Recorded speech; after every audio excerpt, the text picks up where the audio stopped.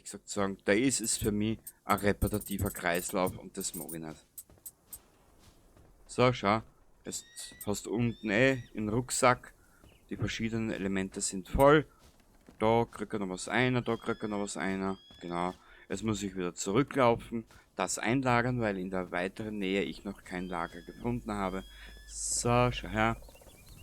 Dann da einer. Jetzt füllt sich oben wieder die Erfahrungspunkteleiste. Alles recht gut und schön.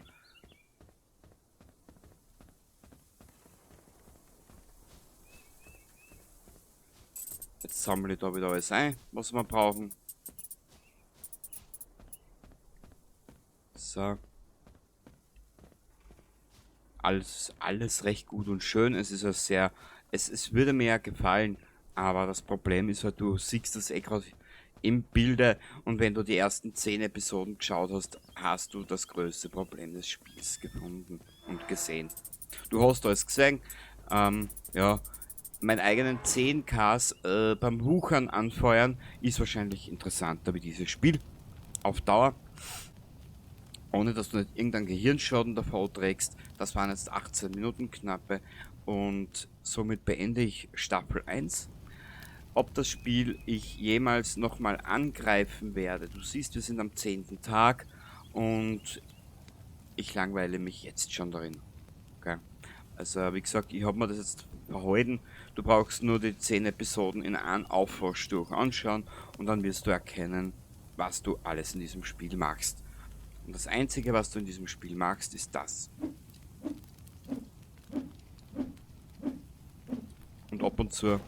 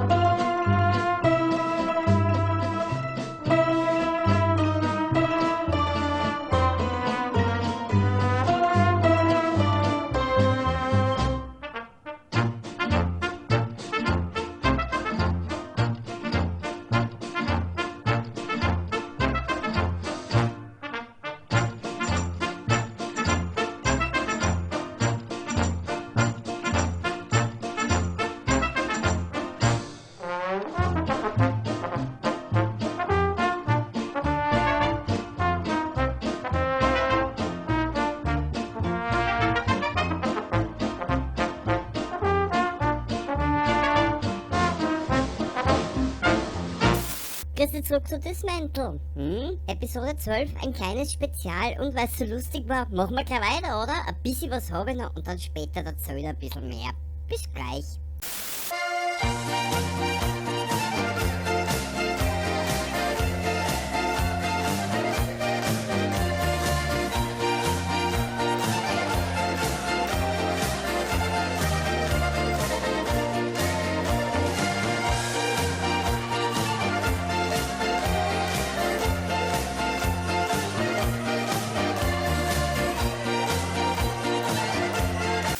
Yo, what's up?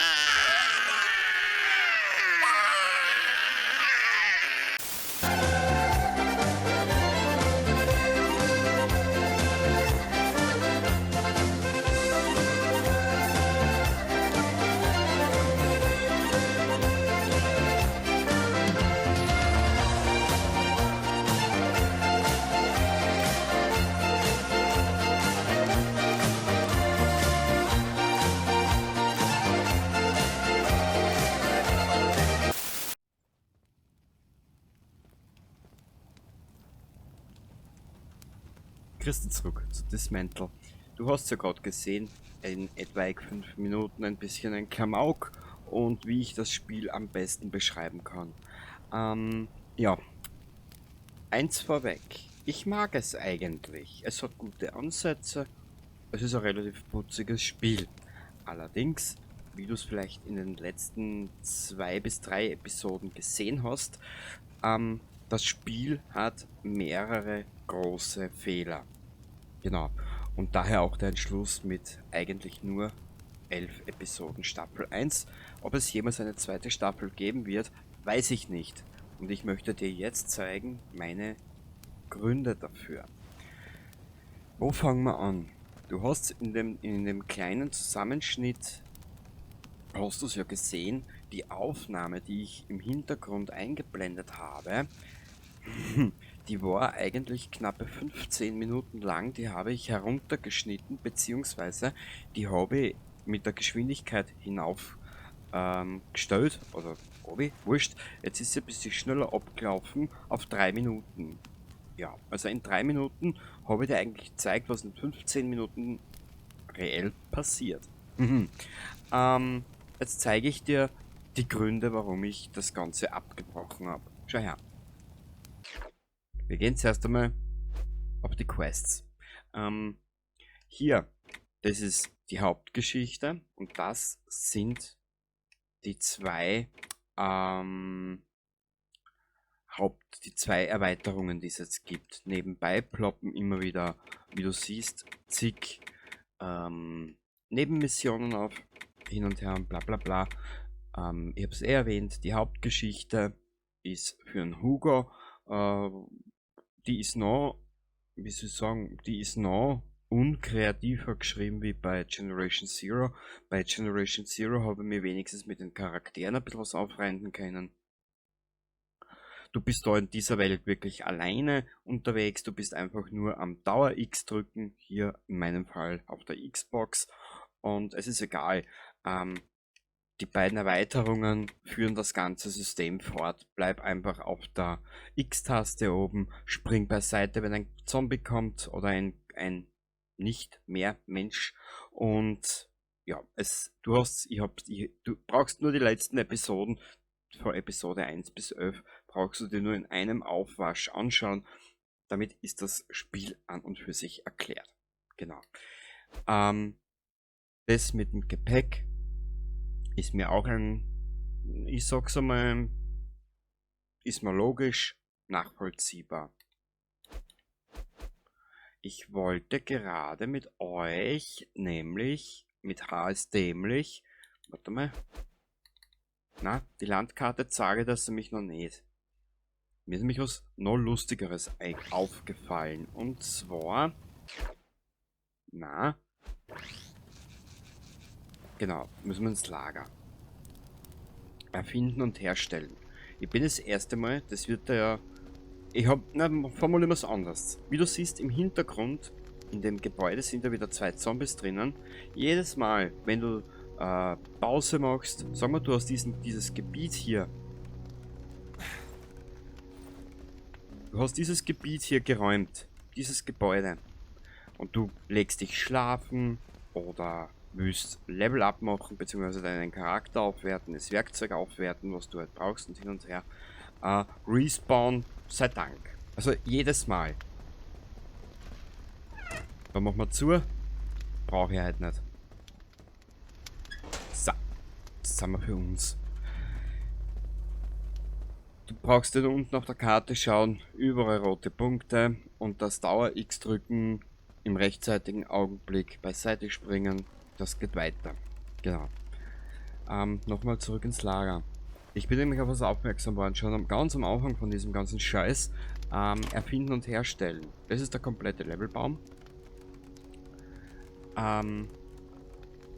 Ich bin ja schon stutzig geworden. Hier.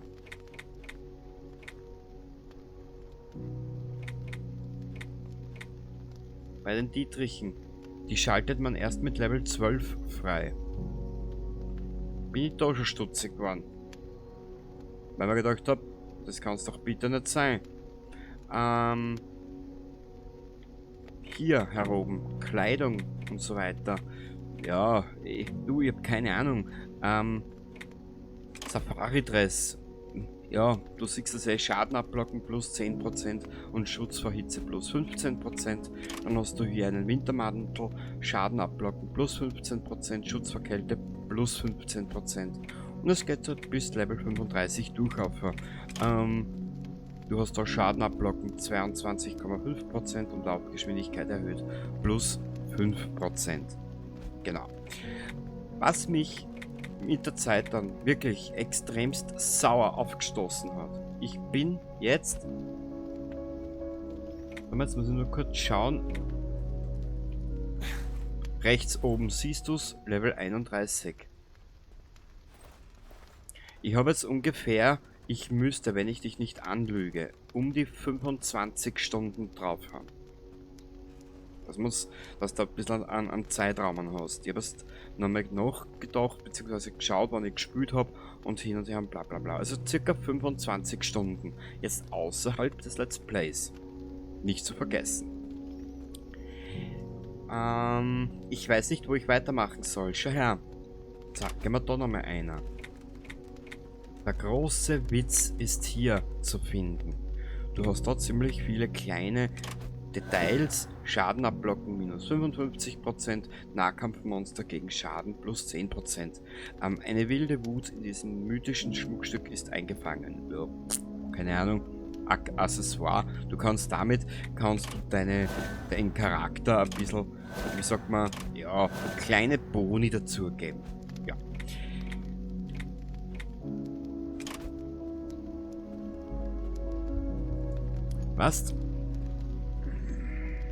Was soll ich da dazu sagen?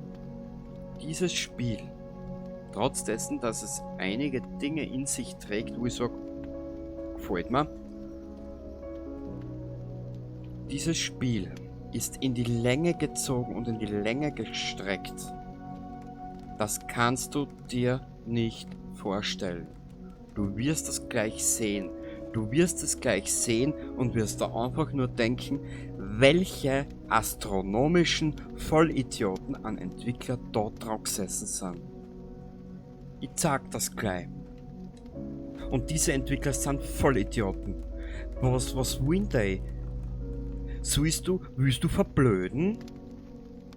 Ich glaube, die Entwickler wollen, dass der Spieler oder der Kunde, der dieses Produkt gekauft hat, ich glaube, die wollen, dass du verblödest. Anders kann man diese Designentscheidung nicht vorstellen. Ich zeig dir dann was auf der Karten.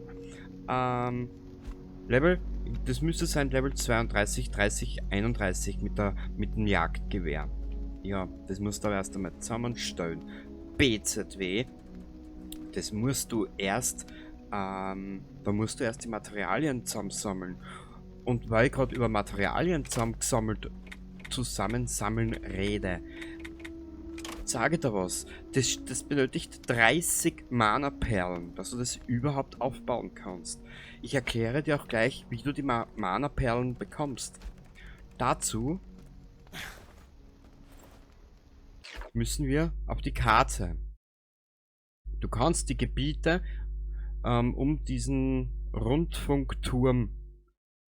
Machen wir es anders. Ich gehe jetzt mal aus der Karte raus, damit du siehst, wie viel ich gemacht habe in der Zwischenzeit. Und jetzt halte ich fest. Ja. Ja. Das habe ich gemacht in der Zwischenzeit. Fortschritt gleich 0. Repetitiv 1000%. Das habe ich so in dem Ausmaß noch nicht erlebt. Eine Schmiede fand ich auch bereits. Weißt du wo? Hier. Hier in dieses Gebiet komme ich nicht rein, weil ich eine Gasmaske brauche. Lauter solche Schmäh. Lauter solche Schmäh. Das halte ich einfach nicht aus. Ich bin zu blöd dafür. Was soll ich das sagen? Du siehst es ja selber. Die Mana-Perlen bekommst du nämlich nur aus einem einzigen Faktor. Zeige ich dir. nämlich am Anfangsgebiet. Du hast in jedem Gebiet diese Verbindungstürme. Diese Verbindungstürme musst du herrichten, beziehungsweise die musst du einschalten. Da musst du Teile sammeln, unten das Spiel zeigt dir, was noch übrig ist oder was du noch benötigst. Dann kannst du diese Türme reparieren und das verhindert einen Respawn. Ich glaube, ein Respawn verhindert das. Ja. Und ich weiß jetzt aber nicht mehr, wie das genau funktioniert. Auf jeden Fall, wenn du dann zurückkommst und dort sind noch ein paar Dinge, so Zombies oder was immer sein sollen, wenn du die umbringst, dann erscheinen dir diese Mana-Perlen. Genau. Das hat mit denen irgendwas zu tun in der Richtung mit dem Verbindungsturm und dem Nicht-Erscheinen, was weiß ich, keine Ahnung, ist mir zwar mittlerweile scheißegal. Und das Ganze soll ich 1, 2, 3, 4, 5, 6, 7, 8, 9, 10, 11, 12, 13, 14, 15, 16, 17, 18, 19 in 19 Gebieten machen. Das Schlimme dran ist, das schaut in die Erweiterungen komplett gleich aus. Du bist gefangen in einem Kreislauf, der so repetitiv ist. Das ist schlimmer noch, als wie die sämtliche Preston Garvey geht durch, bringt den um und kommt zurück Missionen. Das ist schlimmer noch, als wie bei der Bruderschaft oder für die Railroad irgendwelche Ghule oder Runner zu töten. Sowas in diesem extremen Ausmaß habe ich das Ganze noch nicht gesehen. Das holt's im Kopf nicht aus. Ich weiß nicht, was sich die Entwickler da gedacht haben. Es ist aber immens typisch. Es geht in die gleiche Richtung wie diese komischen Early Access Open World Spiele. So wie Infected, Infested und Incested und ja, was weiß ich, was da es gibt. Keine Ahnung, frag mich bitte nicht. Nimm eine riesige offene Welt, streck alles in die Länge, dass die anspeibst und werf das Spiel oder den Controller einfach durchs Fenster. Ja, für viel mehr ist das nicht ausgelegt, das tut mir echt leid.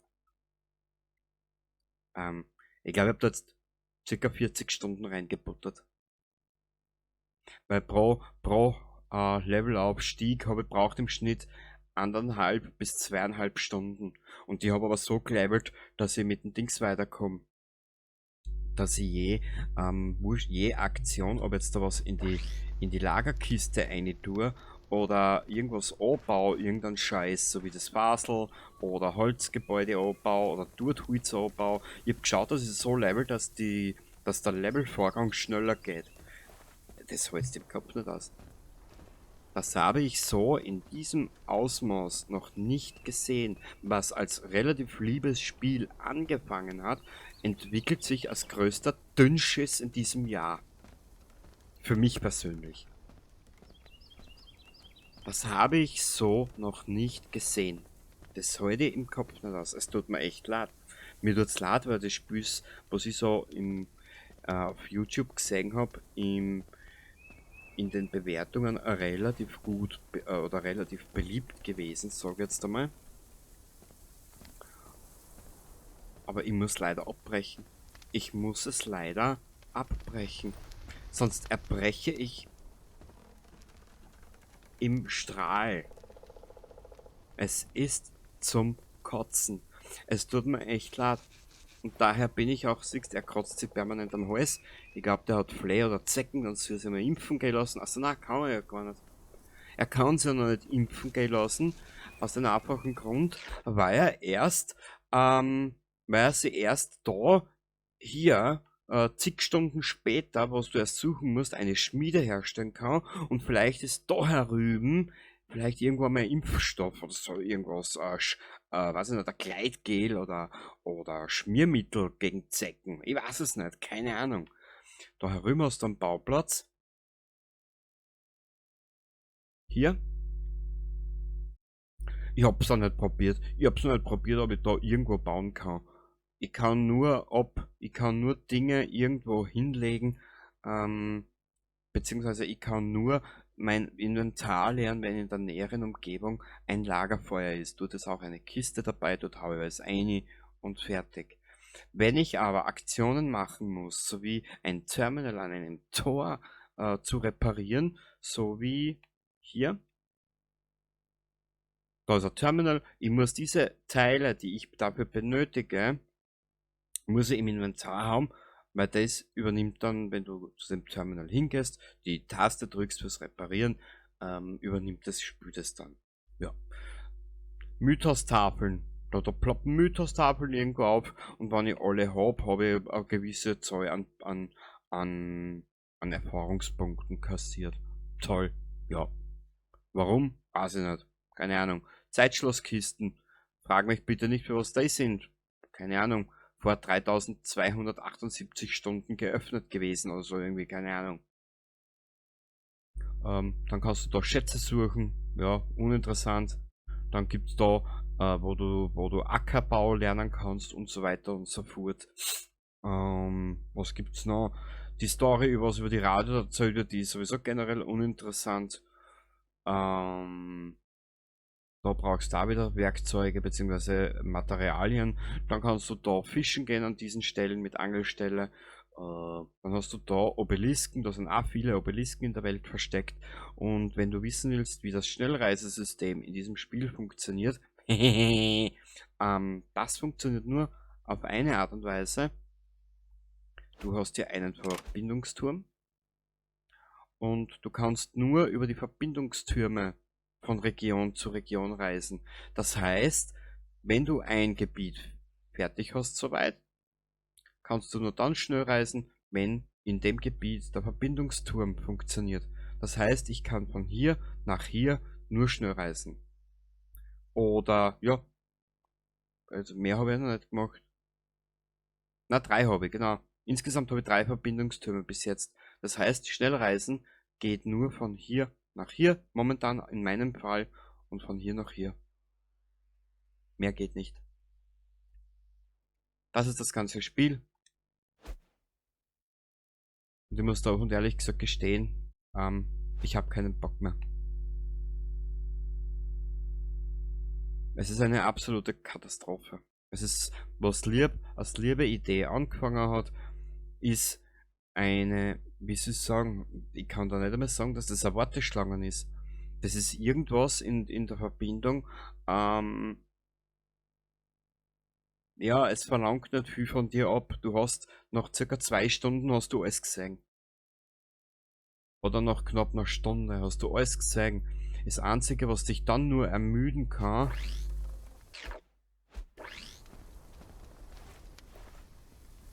ist das. Und in dem Scheiß ist der ganze Hund begraben. Ich habe keinen Ansatz mehr an Interesse an diesem Spiel. Es tut mir echt leid. Und darum habe ich mir auch im Intro über das Spiel so lustig gemacht. Ich könnte kotzen. Ich meine, wurscht wie viel es gekostet hat. Und das geht's jetzt gar nicht. Ich habe es gern gespielt für diese 11 Episoden, beziehungsweise ich glaube 8 oder 9, wo es dann angefangen hat, mich dann schon ein bisschen zum Langweilen, zum Ankotzen, wie ich dann gelesen habe oder wie ich gesehen habe. Angefangen hat es so richtig mit Dietrich auf Level 12. Ja, ein Fallout 4 hat Dietrich ja schon von Anfang an. Zum Beispiel. Also hier ist Spielzeitstreckung pur angesagt. Die Entwickler wollen, dass du verblödest. Mit mir aber nicht. Und eins vorweg, wenn du, ich sag so anders, bis auf 7 Days to Die, weil das auch so relativ lustig finde, weil du so viel machen kannst, werden keine Early Access Open World Survival Zombie Craft Bauspiele folgen. Ich mag nicht, ich will nicht. Und den Rest siehst du dann, wenn es soweit ist. Ich bedanke mich bei dir, wenn dir diese 12 Episoden gefallen haben, beziehungsweise die 11 Episoden Let's Play und das hier. Bedanke mich bei dir, dass du dich mit mir hier durchgequält hast. Es ist nicht mehr wie eine Qual, es ist nicht mehr wie eine Folter, es ist wirklich ein absoluter Schrott und Scheißdreck. Dieses Spiel, es hat keine Bugs, das muss ich gestehen. Das war das einzig Positive an der ganzen Geschichte. Bug, Glitch habe ich nichts gefunden. Aber dieses Spiel kann ich dir nicht empfehlen. Erspar dir das Geld, geh mit deiner Frau essen oder mit deinem Freund oder sonst irgendwie, vor einen Urlaub, mach eine schöne Weltreise oder sonstiges. Kauf deiner Freundin, dein Freund Arausen oder irgendwas, was ihm gefällt, als Geschenk so nebenbei und verzichte auf dieses Spiel. Spar dir das Geld. Es ist es nicht wert. Absolut nicht. Ob eine zweite Staffel kommen wird, das stelle ich bis heute in Frage. Und zukünftig, wie gesagt, keine Early Access, bis auf 7 Days to Die, keine Early Access Open World Survival Crafting Zombie Spiele. Interessiert mich nicht. Danke fürs Zuschauen, bis zum nächsten Mal. Und ja, wie gesagt, es tut mir echt leid. Ich habe es an die Bewertungen gesehen, dass es euch gefallen hat, aber ich kann nicht mehr. Ich kann nicht mehr, ich schaffe es nicht mehr. Es ermüdet mich und langweilt mich bis zum Tode. Bis zum nächsten Mal. Baba. Kurzer Nachtrag. Wenn du wissen willst, wie ich auf die Idee gekommen bin mit der Blödelei im Intro, zwecks diesen uralten 1960er irgendwas Lied und dem Zillertaler Hochzeitsmarsch, jetzt im Anschluss sage ich dir, wer mich auf die Idee gebracht hat. Bis zum nächsten Mal. Baba. Brauchen die so einen Trog? Nee, der ist viel zu hoch. Okay, warte. Das ist das Lied. Hallo! Wir sind Zombies. Du darfst uns nicht zu nahe kommen, denn wir beißen auch manchmal. Haps! Und schon bist du tot. Okay, gut. 4 Liter sind auch drin. Okay. Dann können wir wieder Wasser machen eigentlich, ne? Wenn wir schon mal dabei sind. Wenn wir schon mal dabei sind. So, die Wassereimer packe ich mal hier rein, weil, ne, passt schon. Auch wenn die Güllewasser haben, aber das muss ja auch erstmal. So, okay. Diese Musik. Was ist denn los? Streichholz, 4 Firewood. Ah. Ein Streich, 4 Holz. Haben wir noch Firewood? Ein Streich, 4 Holz. Ein Streich, 4 Holz. Oh, ja, Split One. So, gib mal her. Ein Streich, 4 Holz. Ich mache kurz Folgendes. So.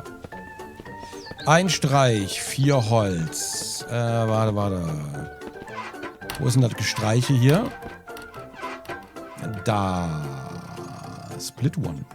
Ein Streich, 4 Holz und 4... Gut, die muss ich hier rausnehmen, leider. So. Rein da. Ganz kurz, wie sieht's denn aus mit dem Fett? 0,97.